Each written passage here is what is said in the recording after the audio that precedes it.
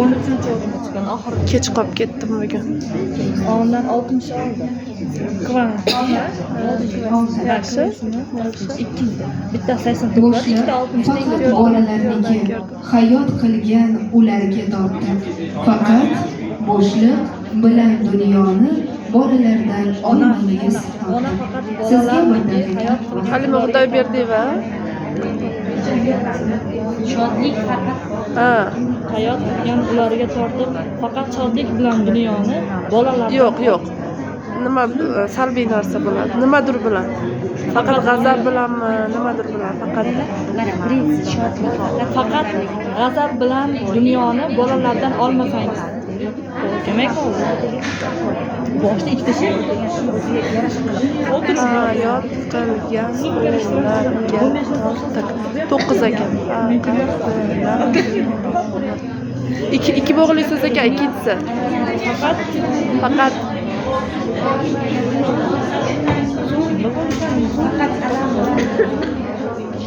kitob. bolalardan olmangiz. Faqat kitob bilan dunyoni Kitob va dunyoni. Kitob Va dunyoni topib olinglar. Dunyo faqat bolalarniki. Hayot qilgan ularga qaranglar, mana oxirgidagi misol oxirgi kal so'z turibdi-yu, so'zlar tepadan to'g'ri kelib qoldi. Ikkita Vaqtimiz o'z yakuniga yetdi. Javob berishingiz mumkin. Shodlik faqat bolalarniki, hayot qilgan ularga tortiq. Faqat urush bilan dunyoni bolalardan olmangiz. Demak, shodlik va urush so'zlari. yaxshi qo'lladi. She'r matnida o'qiyman. Dunyo faqat bolalarniki, hayot qilgan ularga tortib. Faqat zo'rlik bilan dunyoni bolalardan olmangiz. Sharhlash imkoniyati bor. Nima? Asqat Muxtor berilganmi? Asqat Muxtor. Hayot qilgan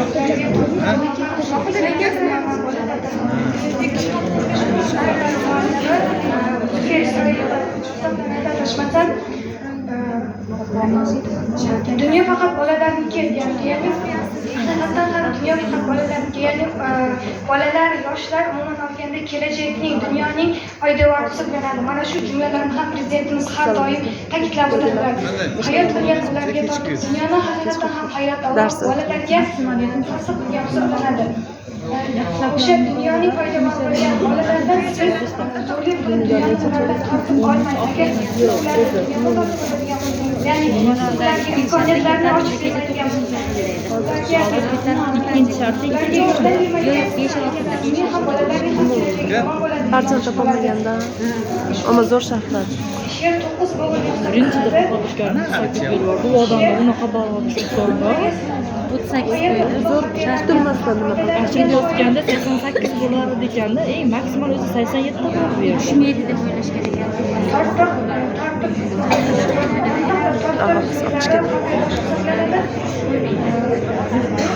Sharhlanmadi mana bu balg'ash bersa 25 Ushbu she'rda umuman olganda maqsadida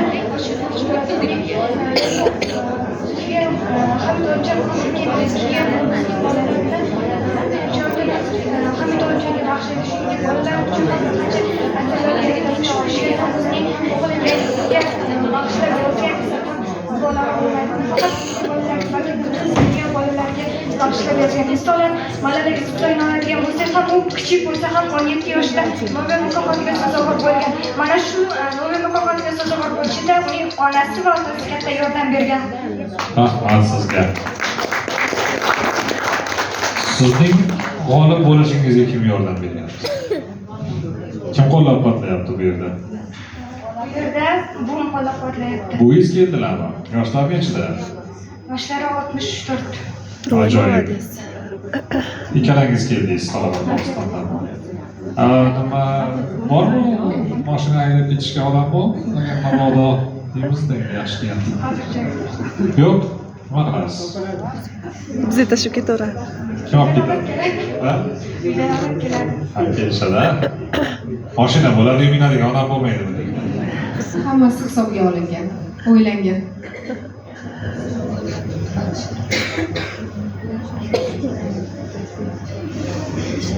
Hakam bo'lish ham qiyin.